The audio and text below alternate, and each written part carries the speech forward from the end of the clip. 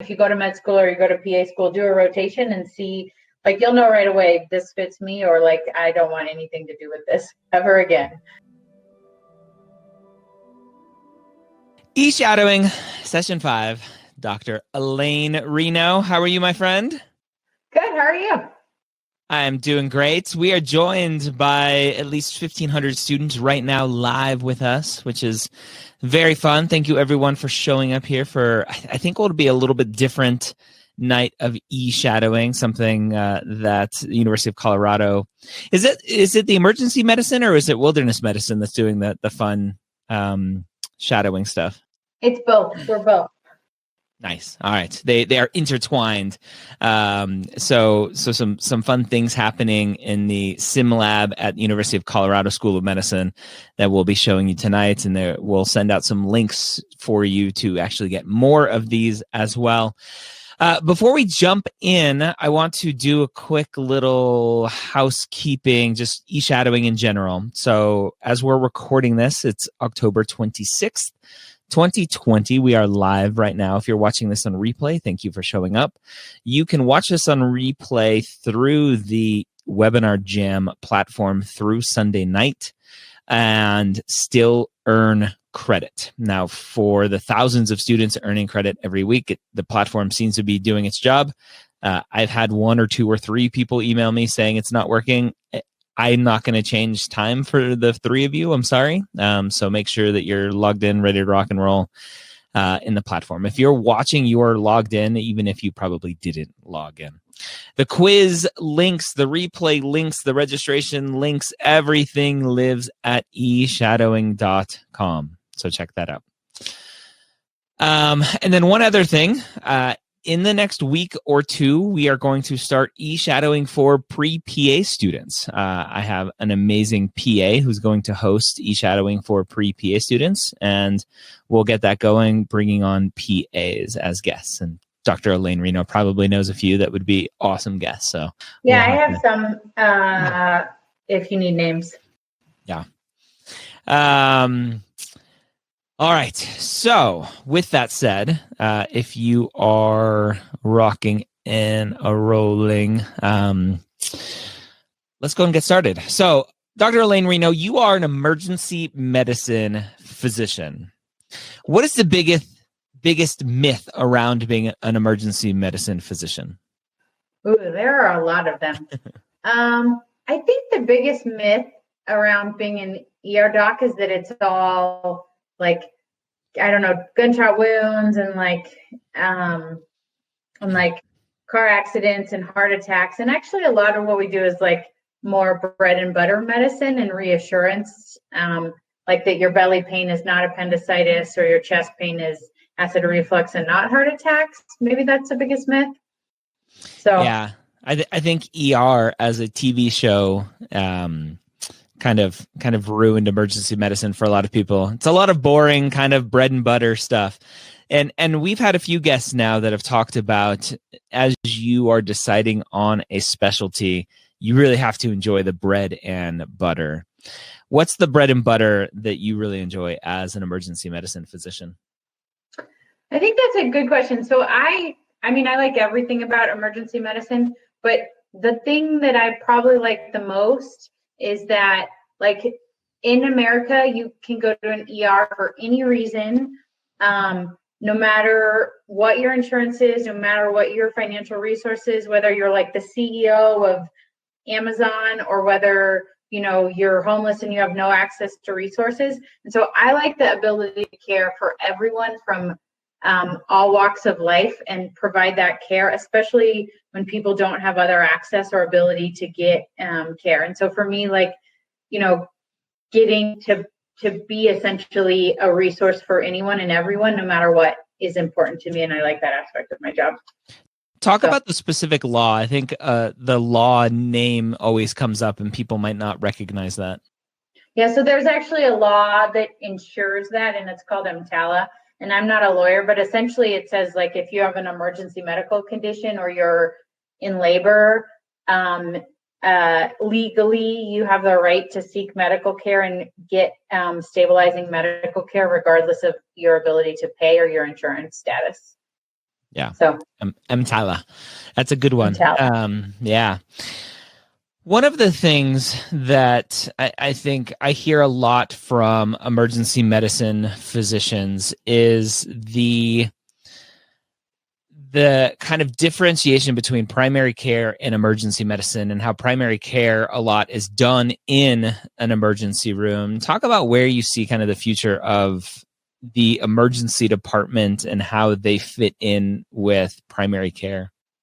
I think that's a great question. So in a perfect and ideal world, every single person would have a wonderful primary care doc who they can access regularly, and that they have a good relationship with. I don't think the ER wants to replace the job of the primary care doc by any stretch of the imagination. And primary care docs are essential to like community wellness, and essential. Everyone should have a good PCP. I have a good PCP, even though I'm an ER doc. I think when that doesn't happen, then sometimes the ER ends up filling that role.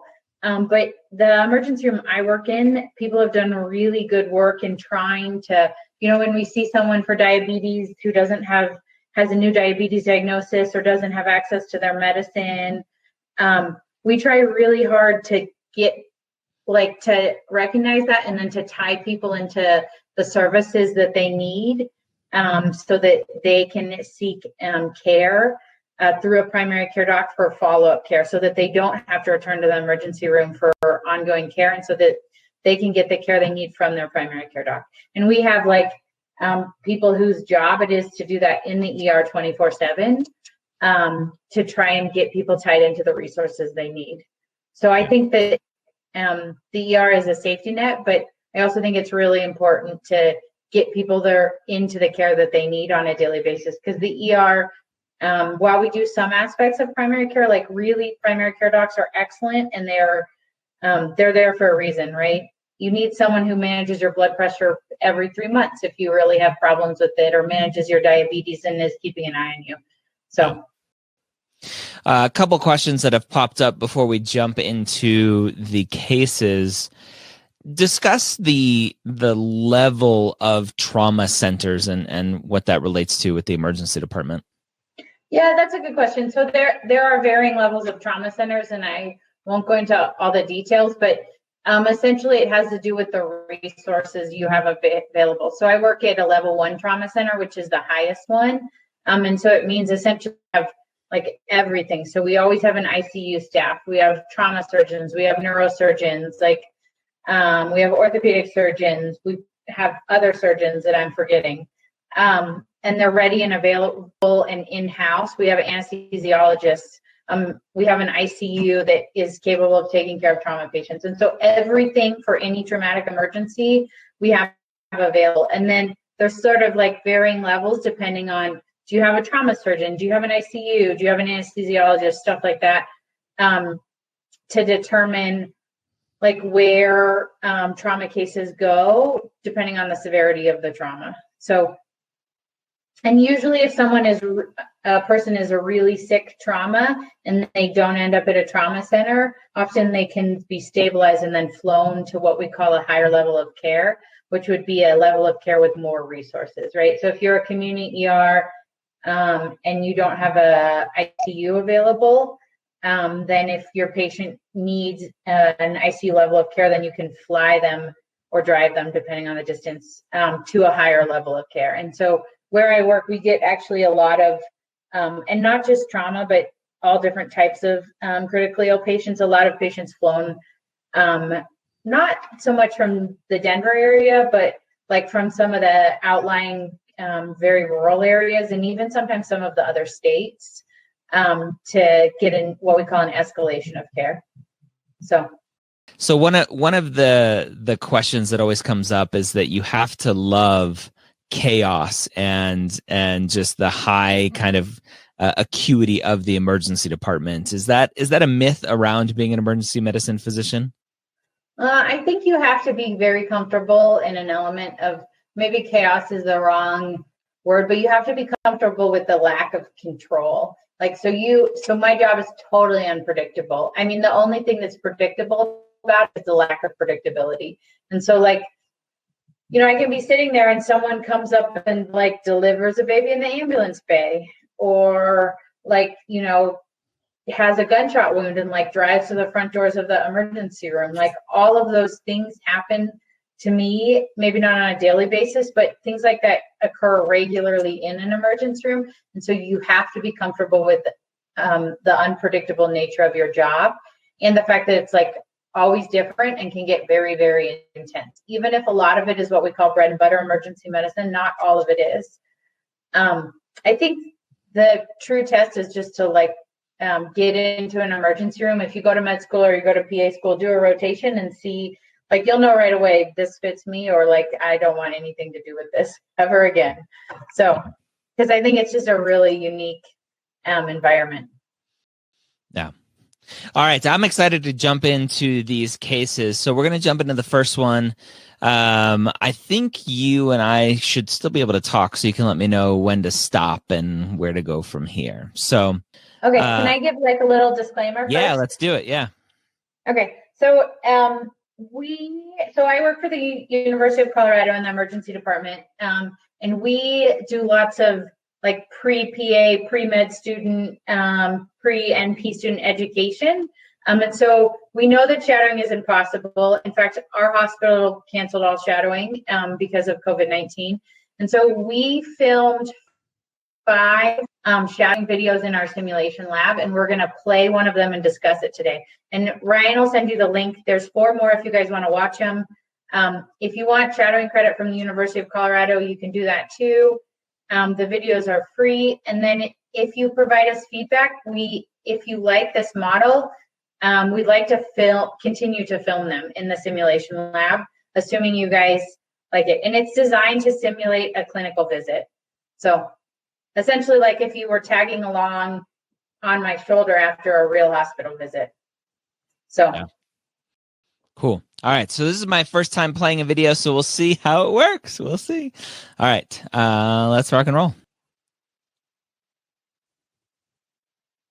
Also, Ryan, there's like a million comments on the side.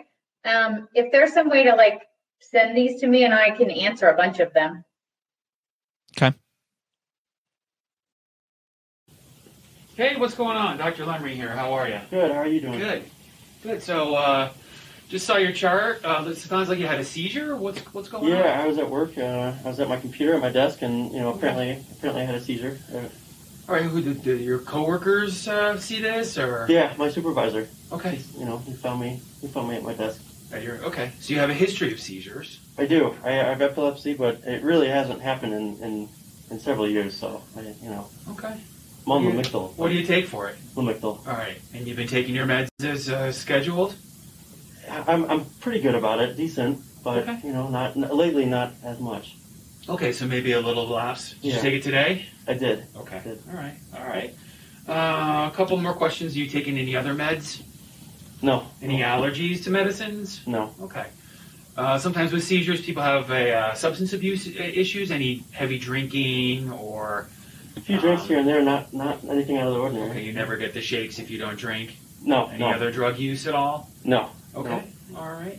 Any other medical problems we haven't talked about? No, nothing else. Any surgeries in your history? Like when I was 17, I had a tooth extracted, but that's really it. Okay, that's it. All right, a couple other questions for you. Any headaches or vision changes or neck stiffness? Just. All right. Hey, he's seizing. Guys, he's seizing. Scarlett, can you give me 2 milligrams of lorazepam, please?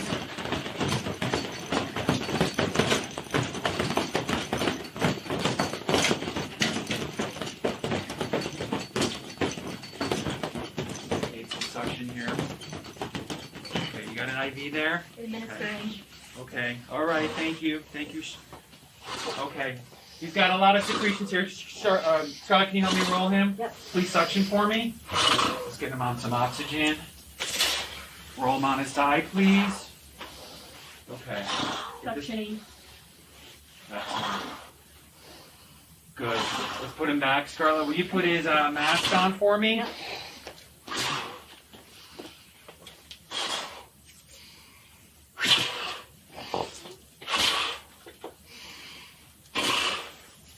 Okay, we'll pop this on. He has a history of seizures, so he got the lorazepam. We're probably going to do okay. Let's keep an eye on him, and let's monitor him for a little while, make sure this doesn't recur, and then we'll come back and reassess him a little bit. Okay, sounds good. Hey, Drake, how you doing, buddy? Doing all right. I'm just really tired. Yeah, okay. So, you know by now you had a seizure here. We gave you medicines to protect your you from having another seizure. You know, in and of itself, this isn't terribly concerning because you have a history and we know you have this disease. Mm-hmm. You did say something, I don't know if you remember, before you seized that you haven't been super compliant with your medicines. So one of the things that we're going to have to talk about is make sure you're taking your Lamictal as prescribed, okay? Because when you don't get on those meds regularly, mm-hmm. you're not protecting your body from having more seizures. Yeah, okay. Does that sound all right? Yeah. Yep. We're going to keep an eye on you for a little bit. Looks like you're recovering well.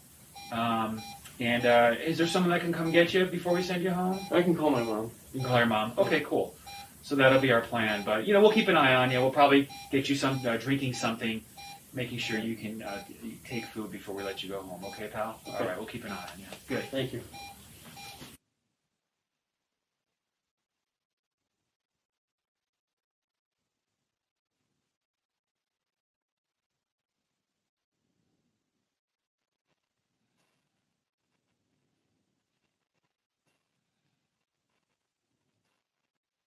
So the first case we saw is a 25-year-old man with a seizure history.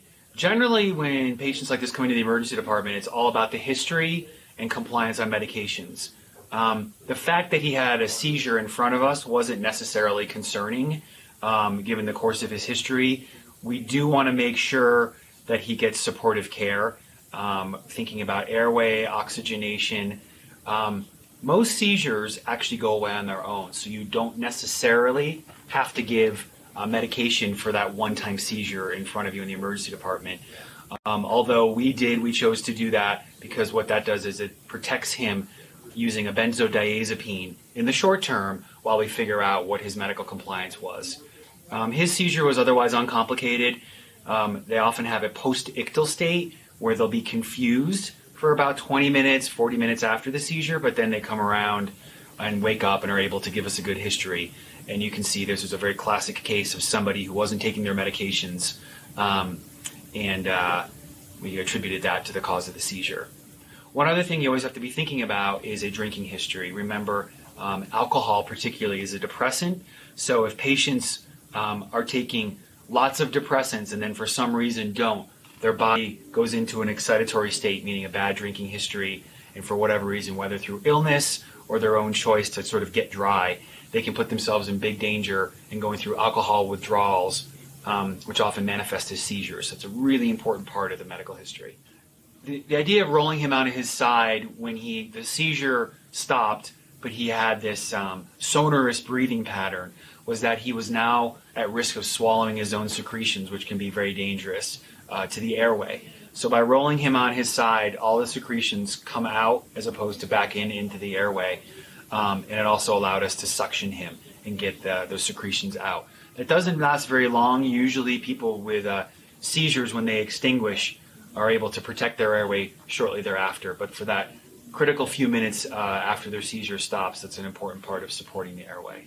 Another thing you always have to worry about is trauma secondary to a seizure. Remember, seizures come on quickly, and patients can often fall in precarious places on concrete, hit their head, dislocate their shoulders. So a good post-seizure trauma exam, looking at any abrasions or tongue biting, making sure that all their extremities are intact is really, really important. That part we didn't include in our secondary assessment, but it'll be very important after a seizure to make sure that there's no secondary trauma.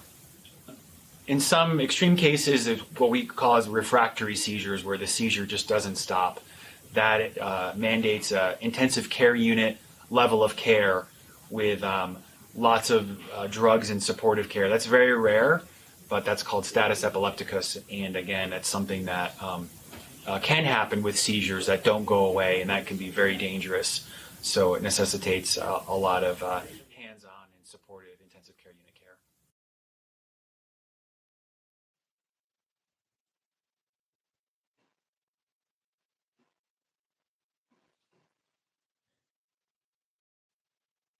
All right. So that was exciting. Elaine, what do you think about bringing someone on to discuss that session?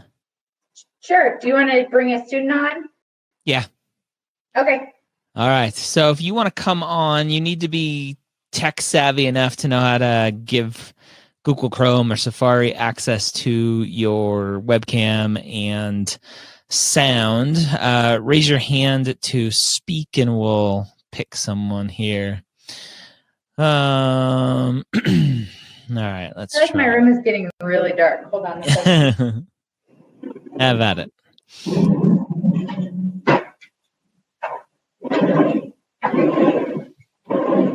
All right, I've picked someone. We'll see. I'm gonna add one other person. We have Rhea. Hello. Hello. How are you? Good, you? Good. So, Dr. Reno, why don't you ask some questions about this? Yeah. So, why don't is it Rhea or Rhea? It doesn't matter. Rhea is fine. Of course it matters. I think it matters a lot. Rhea is fine. Rhea. Okay. Rhea. So do you want to give me kind of your impression of the case overall and what your thoughts were? And to clarify some points I saw in the comment, yes, he is an actor. And my very favorite, and he did a great job. I totally agree. I have no opinions on the cameraman except it's an engineer in a simulation lab with no camera training. So I think that's probably the best you're going to get for simulation lab. And my most favorite comment of all was the person who said that the actor should have committed to peeing their pants to make it more realistic. I saw that one. I did not ask that of him. So, all right, Rhea, you're up. All right. So you're asking for my impression about the situation, right? Yeah, and your impression of the case. Oh, I think the case was quite interesting. Earlier you said that in emergency medicine, the most predictable thing is that nothing is predictable, right?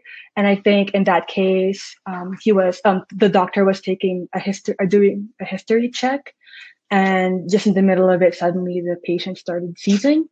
I think that was quite unpredictable, and in return, the doctor knew immediately what to do, and I think it was very impressive that they were on their feet and they knew what to do immediately. So, what do you think?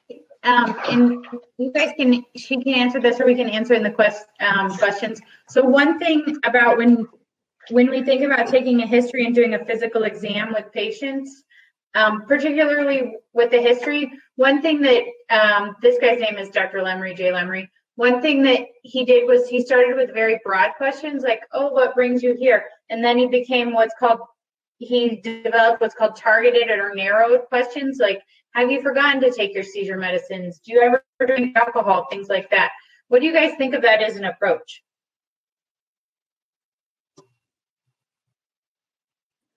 I think, oh, sorry, should I answer this one as well? Yeah. Sure. Yeah, I think it's quite, like, it narrows down the diagnosis of as to why he had a seizure in the first place. And it helps a lot with pinpointing certain areas and helps with diagnosis, I guess, in general. Yeah, and actually there's like some data that shows if doctors are actually really bad at interrupting, it turns out we're terrible at it. And so like if you literally go to the patient and you're like, oh, what brings you here? And then you just stay quiet for like 1 to 2 minutes, they give you most of the information you need. But I feel like every time I see a study, it says the average doctor interrupts 20 seconds in or something like that. I was going to say, I think it's 17 seconds I've seen. 17. We're getting less and less attentive, apparently. So when I take a history, I always try and think about, like, give them, like, just a couple minutes to get it out and, like, try not to be the person that interrupts 17 seconds in. And so sometimes I try and do that by, because I'll know the questions I want to ask them and I won't want to forget. So especially early in my training, I would actually write those questions down while they were talking so that I would not interrupt, but know to go back to them. And so we try and do like an open format and then narrow as we go. So what do you think of who's been hospitalized and seen like an internal medicine doc versus the history that we take in the ER? Like, what do you think are differences in how different types of docs get histories from patients and the information they collect? What do you guys think of that?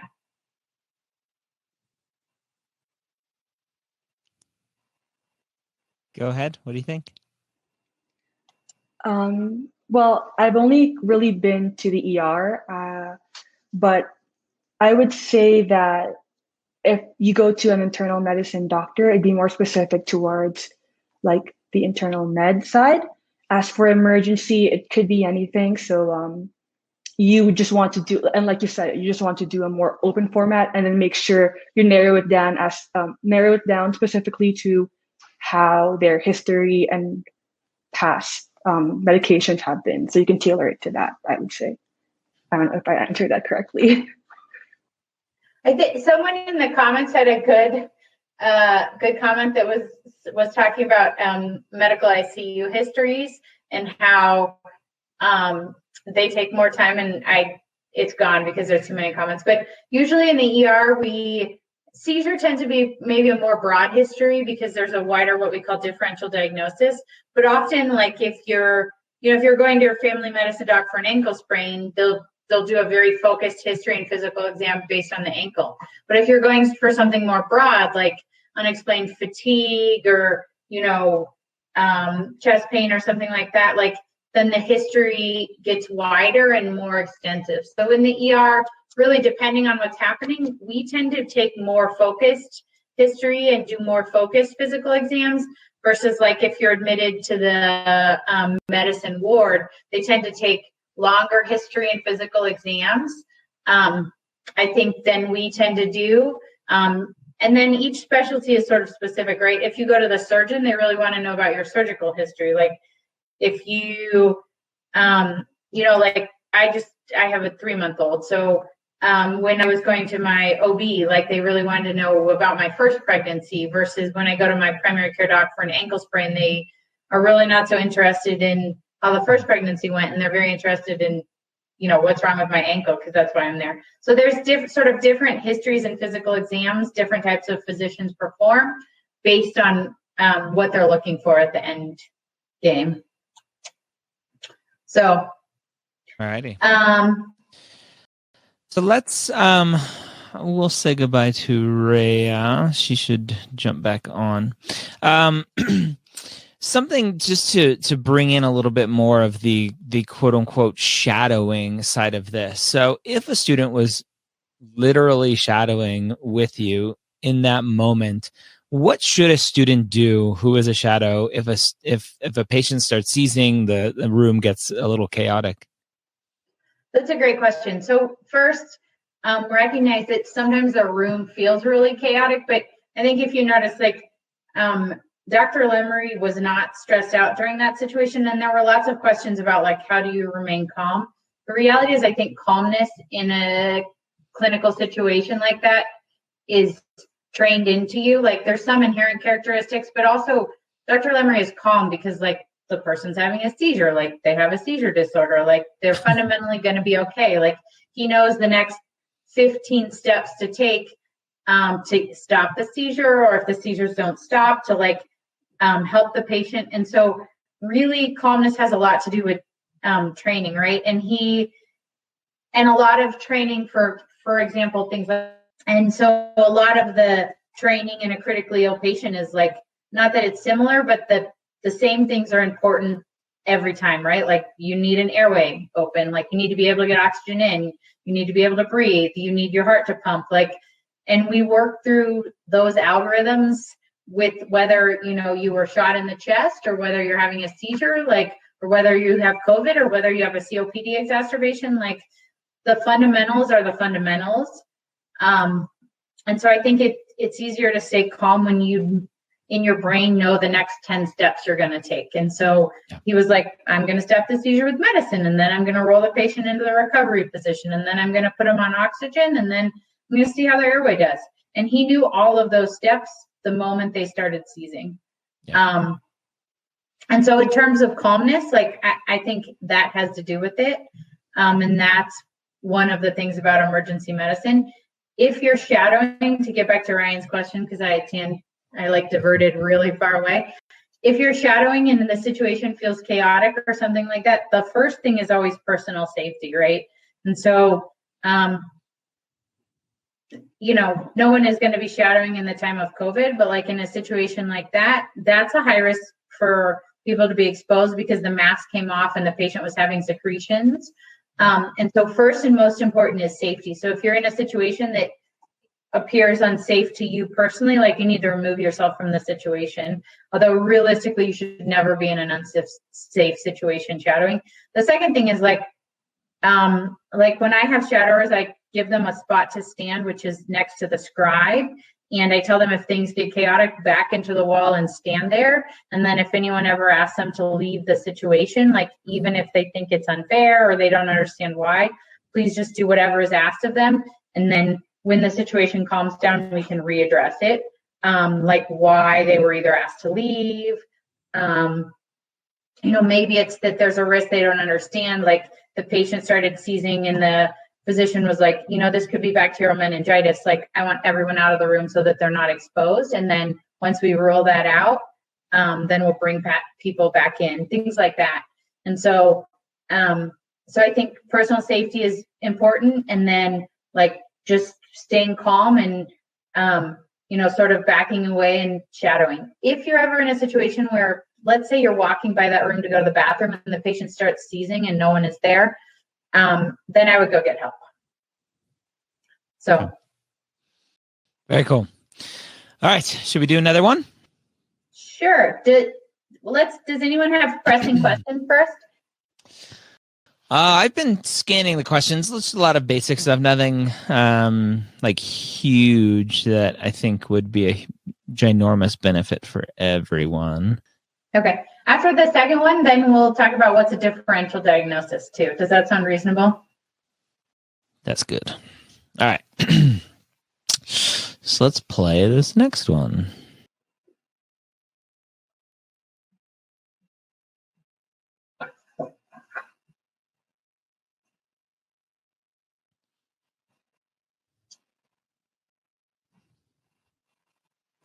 Hi, Scarlett. My name is William Mundo. I'm one of the medical students that will be taking care of you. Hi, how are you? I'm doing great, thanks. I heard you're not doing too well.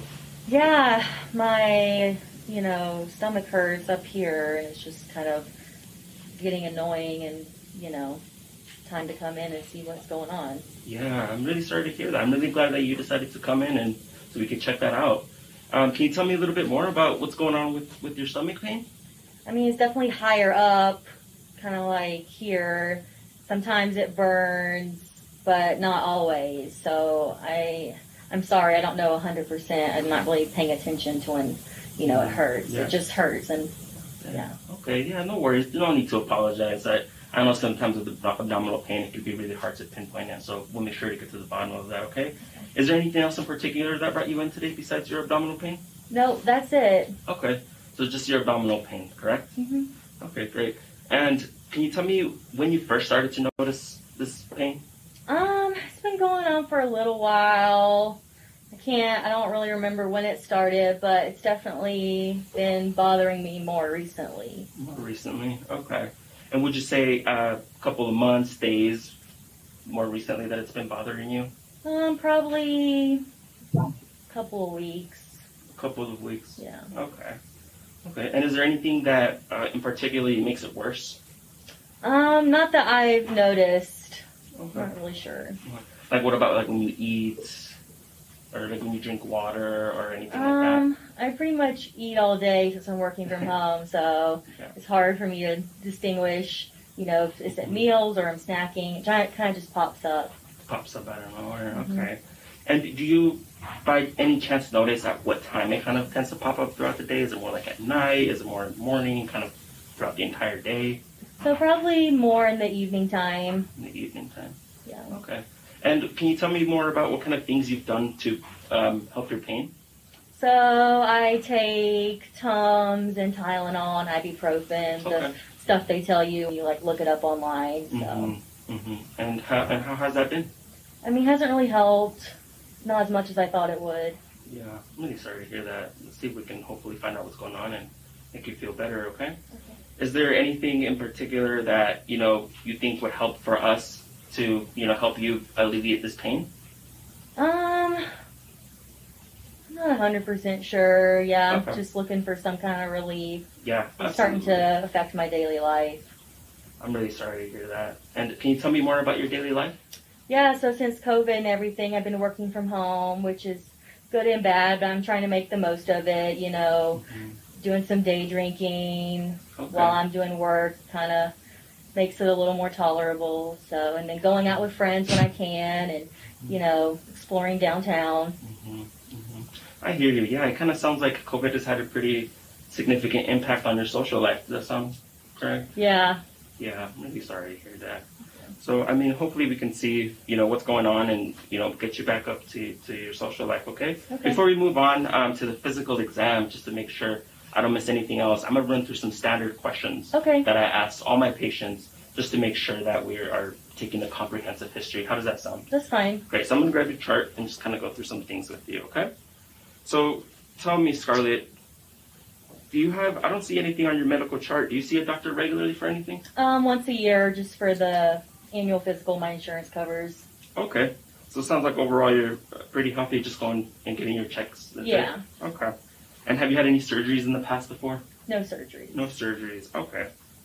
And you did say you go to the doctor regularly. Do you take any medications when you go to your doctor? Do they give you any medications? Yeah, I just get my birth control refilled when I'm there. Okay, great. And what kind of allergies do you have? I don't have any allergies. No, that's great. That's really great to hear. I have terrible allergies, so I'm really jealous. So, you said that you've been having, this abdominal pain and it's impacting your life. Do you know the abdominal pain has been, going on with other things? Maybe like a little bit of nausea, vomiting, or diarrhea? Sometimes I'll vomit, but I don't like to vomit, so I try to hold it in, which doesn't help either. Yeah, that sounds rough. So it sounds like vomiting is also, causing some problems for you. Okay. And tell me, in regard to, you did say that you were, going out a little bit and having some drinks. How often do you go out and drink? So, like, out on the town, I'll go maybe 4 times a week. Okay. I gotta support the small businesses, so. Yeah, okay, 4 times a week, okay. Absolutely. And when's the last time you had a drink? Let's see. Last night. Last night? Yeah. Okay. Great. And I was just asking just to make sure we can get everything and have a comprehensive history, okay? Okay. So before I move on, is there anything else that you'd like to share before I do a physical exam? I think that's it. Okay, sounds good. So what I want you to do first is I'm going to start by examining kind of your eyes, just to kind of make sure they're symmetric, in which they look pretty symmetric, okay? And then now what I'm going to do is I'm going to kind of touch your lymph nodes below your chin, okay? Just to tell me if you feel any pain there at all. No pain. No? Good. Okay. Good. And now the next thing I'm going to want to do is listen to your heart. Okay. And check your cardiovascular system, okay? So you could just breathe regularly.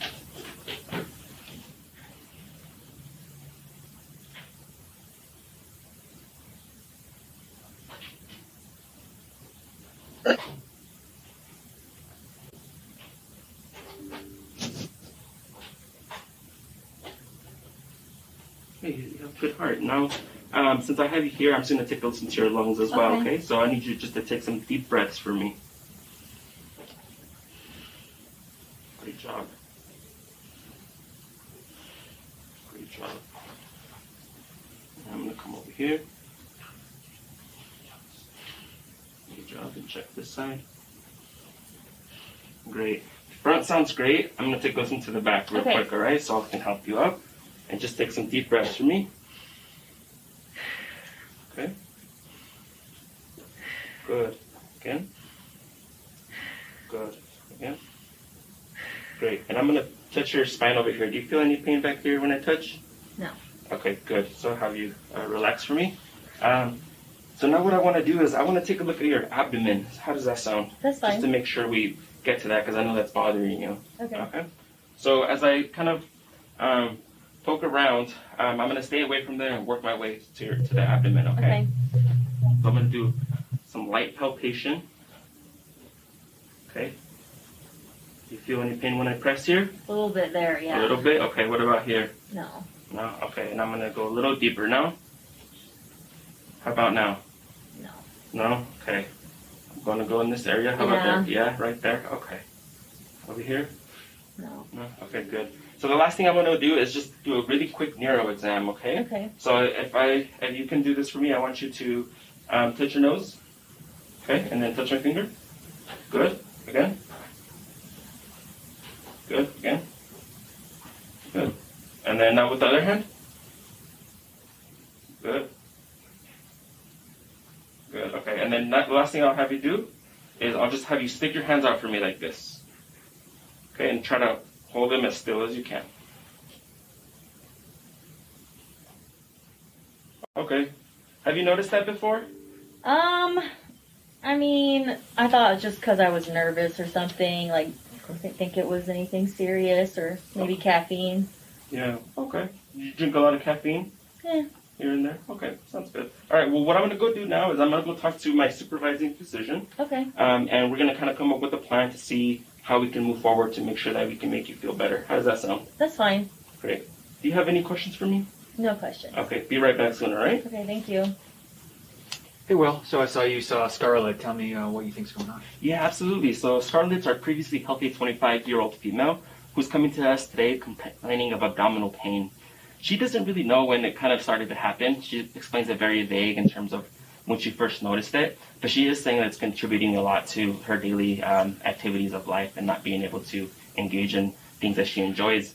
She says that right now, the only thing that she has been doing for it is taking some ibuprofen, a little bit over-the-counter medications, but it kind of seems to still be causing a lot of pain. In regard when she notices it the most, she notices it the most during the night. And she doesn't say that it's associated with eating or any other symptoms like that. She does say, though, that she has been experiencing some nausea and vomiting as a result of the abdominal pain and has been going on for quite some time. She doesn't have any relevant past medical history, only takes vitamins and birth control for medications, doesn't have any allergies to anything. And in regard to her social history, she did say that she was really having some issues with what COVID has been going on, and she did endorse drinking a couple of drinks pretty frequently. She said that she was drinking at least 4 times a week, and her last drink was last night. However, when I talked to her about, the drinking, it doesn't really seem like that's bothering her as much. And she's kind of really stuck to the abdominal area that's causing a lot of issues, not really much so the drinking. Her vital signs, heart rate is 106, blood pressure is 160/90, and her oxygen is 98% on room air. Upon physical exam, she didn't have any abnormal findings besides having a little bit of tremor when I asked her to outstretch her hands. And she also had a little bit of tender palpation when I palpated on her epigastric region. So Scarlett, our 25-year-old previously healthy female, is presenting to us with abdominal pain. For problem number 1, I really think that this may be dyspepsia, complicated by alcoholic gastritis, just because given the complicated nature of the social history that she's been experiencing and also her alcohol frequency of intake that she has. Okay. To kind of work that up, I think starting off with some anti-acid medications might be good for her, and just to kind of monitor that. But I also think we should address the issues that she's been having with alcohol, so I think it might be a good idea to get counseling involved. Okay. The second problem is the nausea and vomiting. I think that's secondary to what's going on, so I think by addressing the primary problem she's presenting with, we'll be able to address her other issues as well. Let's just make sure we send some basic labs on her, CBC, and the chemistry, perhaps some GI, LFTs, and a lipase for her. Certainly a pregnancy test and a urinalysis, but otherwise I think that sounds great, Will. Great, I have all those down. Hi, Scarlett, I'm back again. I'm here with Dr. Lemry, who's my Hi, great attending to meet physician. you. Nice to meet you. So I got a chance to talk to Dr. Lemry about what's going on, and he has maybe a couple more questions, and we can go from there. How does that sound? That's fine. Yeah, so one thing we want to make sure that we don't miss anything else, so we're going to draw some basic blood work. We need to check your urine for some of the basic workup for abdominal pain. One thing we were talking about is that maybe your drinking pattern may be contributory to this, and we're seeing some other signs that maybe drinking is affecting the presentation. You're a little tremulous, and I know I can see your heart rate's a little high. So if you're okay with it, what we'd like also to do is have one of our counselors come talk to you about maybe resources that you could benefit from. Does that sound okay to you? Yeah, that sounds okay. Okay. Yeah, I know this is tough to hear all this, but we're going to make sure you get the care you need. So, so thank you. Okay, great.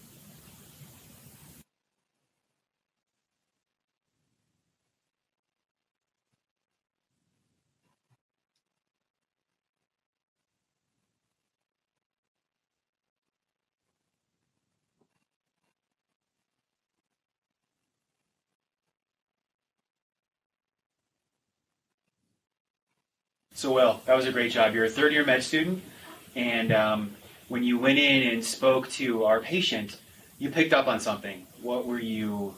She came in with abdominal pain. Yeah. What else did you think was going on, and what kind of got you there? Yeah, so when she presented with abdominal pain, it's a really broad differential, so it's really important to key in on the history, just because that will allow you to determine what questions you need to ask next. I think what really tipped it off for me, though, was when she started talking about the stress she's experiencing in her life and her use of alcohol and how that relates to her abdominal pain. She wasn't very forthcoming, right? I mean, she wasn't saying, yes, I have a bad alcohol use disorder. Is that common? Yeah, I would say that's very common, and I think it really comes down on how you ask the questions. Really, you want to make sure that you build that alliance with your patient and let them know that you're there to support them. And sometimes when we ask those type of questions, they can come off a little offensive. Yeah, I mean, patients often are very defensive about their drinking history. You may not even get that, what we got out of her. They might just be like, no, I'm fine, no problem. So it can be very, very tricky. What does alcohol actually do to your GI tract when you're a chronic user? Yeah, so alcohol has so many effects, but in particular to your GI, it really causes hypersecretions in your stomach, in particular acid.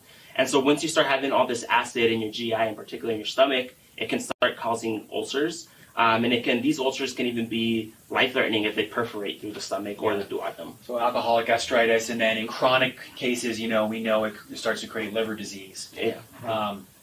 And then tell me a little bit about the tremors. What was that about? Yeah, so the tremors is essentially related to alcohol withdrawal. So after we talked to her, her last drink was around 24 hours ago, and that's kind of when you start to see these signs of alcohol withdrawal. That's typically one of the early signs that you start to see. The other thing that really ticked it off was her vitals. She was tachycardic, so her heart rate was pretty elevated, which is also something else that people who are alcohol withdrawal present with. So we see alcohol as a depressant.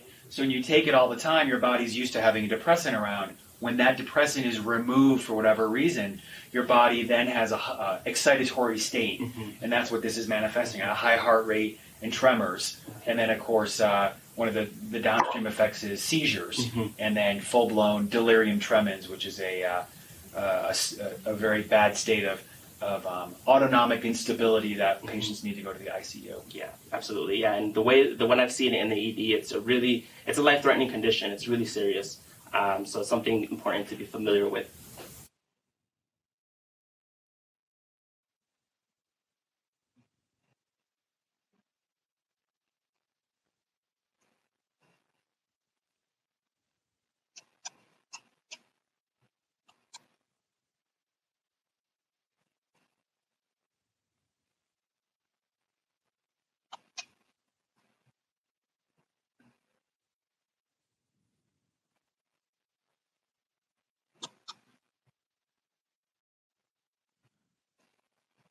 All right.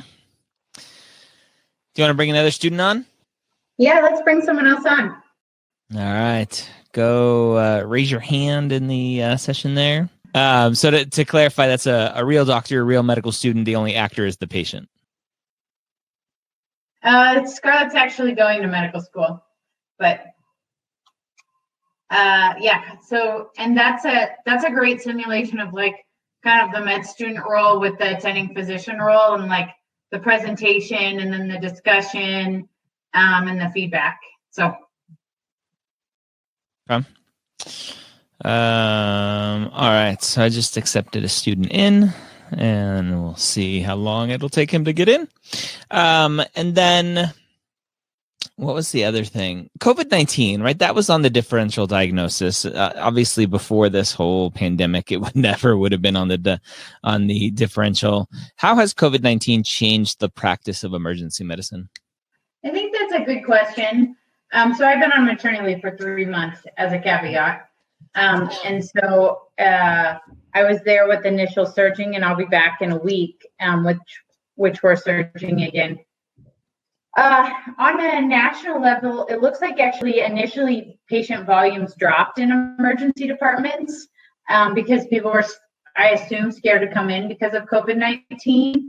And so other things fell, but the COVID cases obviously rose. We peaked, and then it went back down and peaked in various parts of the country, and then is peaking all over the country again. And COVID patients are very, very sick. They can decompensate rapidly. And as far as I can tell at this point, COVID is not just a respiratory disease, but it really seems like a multi-organ like disease that predisposes itself to thrombotic events. So we see people with heart attacks, we see people with strokes, like we see people with blood clots, we see people with like all of these symptoms that and all of these organ dysfunctions that we think are attributed to COVID-19. So yeah, it looks like we have our student though. So I will go back to talking about our case. All right.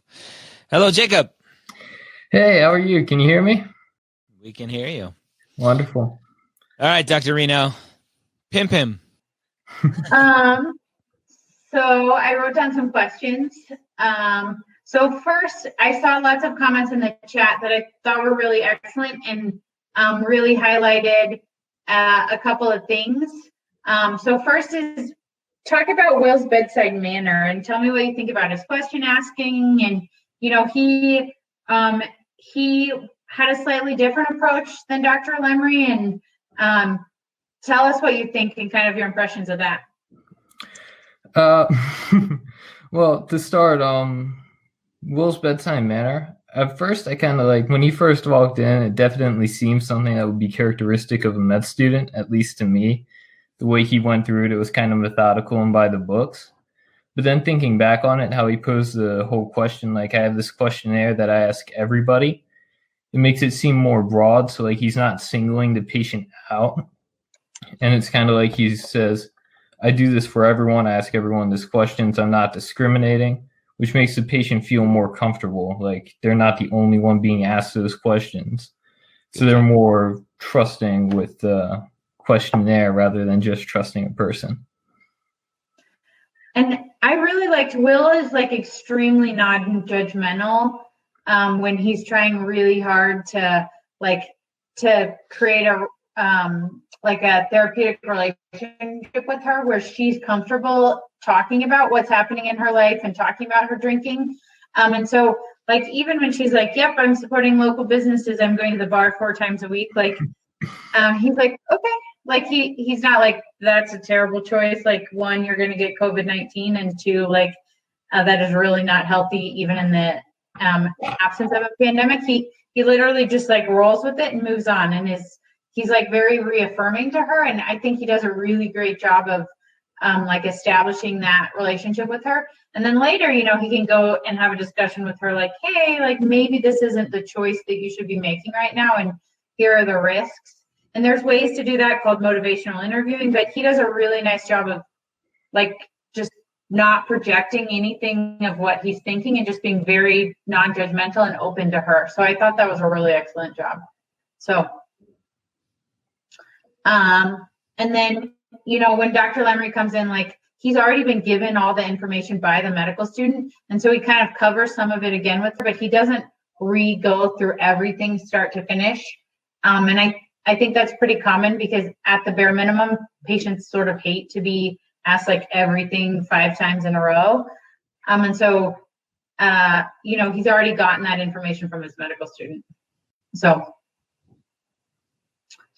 what else, Ryan? Ooh, What else? So it's interesting from my perspective. I'm glad that you caught the way that he presented the questions. Thank you. When we ask questions around drug use, around smoking, around alcohol, things that especially patients who may be addicted, who may have some of their own judgment around their use, they may feel attacked when you do that. And when you bring it up in a way that says, I ask everyone this isn't coming because I think you are an addict or I think you drink too much. This is just a question I ask everyone. So I really like that you caught that. Talk about, I saw some people wondering in the chat, the fact that he wasn't taking many notes, at least at the beginning. What did you think about that? And what are your thoughts around note taking with patients? I think that's a good question. So, everyone is different. Like when I first started, particularly, like I used to be a very profuse note taker, and I don't know, I'm taking notes from your guys' comments while this is going on, and I just think that it's sort of individualized. Like I like taking notes, and so I do it a lot. I take a lot less notes with patients now because I just have done it so long that like I don't need to take notes anymore. Like I remember what is pertinent. The other thing is that I work with scribes, and so they're at the back of the room taking notes with us and writing stuff down. And so it's less important for me to like document in that minute because I have someone there doing that. I think there's like no right or wrong answer to this. It really depends on who you are and like what works for you best. I think med students tend to be pretty aggressive note takers, and that's great. Like, and then over time you probably sort of get out of taking notes because you like build the structure in your brain of what the disease process is, and you kind of know like what you need to fill in and what's relevant and what's not. So, but I had a resident. There's no right or wrong answer to that one. I had a resident when I was a medical student who yelled at us, the medical students, because we took notes in a patient room. And he was like, if you went on a date, would you have to take notes to talk about how the date went? I'm like, there's a little bit different risk there if you forgot something. I completely disagreed with him. I obviously, as a medical student, I think it's super important you take notes because your brain is worried about 1,000 different things. And so we know our brains don't work as well. And then as you go as an attending, and the more efficient you get, and having a scribe definitely helps as well. So, yeah, I mean, I've always been a big fan of notes. Like I still take notes during lectures, even though no one's going to test me on it, because for me, it helps me to focus and be in the moment. Yep. So, Jacob, do you have any other questions about this scenario? No other questions, but can I put in a plug for the WFR course at UC Denver? I don't know what it is. All right. So I guess 2 summers ago, this goes out to the audience. 2 summers ago, I took a course to get my wilderness first responder certification at UC Denver. And Dr. Gray and Dr. Reno were there. Great course. That course, I know that course. Is over. Y'all should go take it. I'm it's not at UC Denver though. It's at UC Denver. Thank you. UC Denver is a separate campus, so it's at the University of Colorado Anschutz. Gotcha. So. My bad. That's all right. That's why I was confused. I'm like, WFR, Denver. I don't know, but thanks, Jacob, for coming on. Yeah, thank you for having me. Great to see y'all. Bye. Nice to see you. Well, awesome, Dr. Reno. We are at our hour. Any kind of last minute plugs? I told students just to go hang out with us in the Premed Hangout, which you're a member of. It's our Facebook group that we have. So instead of you being bombarded with one-off messages, we can just send everyone to the Hangout and have them ask questions. Oh yeah, in the Facebook chat. Oh, guys, I'll get on the Facebook chat today and tomorrow and go through questions. That's the first thing. The second thing I was going to ask is if you like these, if you would go to the website and watch all 5 of them and then give us feedback. You can get shadowing credit for it. You could get an actual certificate from the university, and there's like a $50 fee, but you can also just watch all the videos for free if you want. If you want a formal certificate from the university, we can do that too. And if you like them and give feedback, I'd like to continue to make them. You'll see me like 30 million weeks pregnant in the first couple videos, forewarning. And I like cannot breathe because the baby is huge. But we like to keep making them. And then if you guys think it's a good idea, I'd like to incorporate, we filmed a bunch of skills videos for the World Health Organization. That I'm like the doctor teaching you how to do stuff like build tourniquets or like open an airway. And we have adult and pediatric like skills videos. And so if you think these are valuable, we can film more and then like have a skills video at the end. Like here's, the first aid response in this, like how to clean a wound or how to open an airway or how to build a tourniquet or whatnot in terms of first aid. And so we'd love to keep doing these if you think they're valuable, but Brian, how do we give them the website? I'll send emails out to everyone. Okay. And we'd love your guys' feedback, and I will be happy to answer questions in the chat. And then anything else pressing? I think that's it. I think everyone loved them. Which is that coronavirus cases are spiking. And even though most of you guys are probably young, like we're seeing something called long haulers, which we don't really understand, but it seems like people can have chronic symptoms related to COVID-19, including myocarditis, which is an inflammation of the heart. And two, like, cases are picking up all over the country. Like hospitals are looking at implementing their disaster plans again. Like, I have a friend in El Paso who tells me their ICUs are full. Like, please, like be cognizant and be careful, not just for your own sake, but for your own community's sake. So that's my biggest request to you guys. Wear a mask. Yes. Wear a mask. Wear a mother effing mask. It's a fun TikTok song. All right. Data that if you wear a mask, you're more likely to have a mild case yourself. So, but yeah, I wear a mask everywhere. I literally wore a mask for 4 days when I was in labor with a baby. So you can do it. You can do it. I have faith. You can do it. All right. Thank you, Dr. Reno, for coming on. Thank you, everyone, for coming. Again, eShadowing.com is where you all should go for all of your questions. Don't email me. I'll probably delete it because there are thousands of you. Have a great night. Do you know our max? What? What was our max number? Oh, I don't know. I'll get it to you. Oh, okay. I want to know how many people we had. I'll get it to you. Okay. All right. Have a great night, everyone.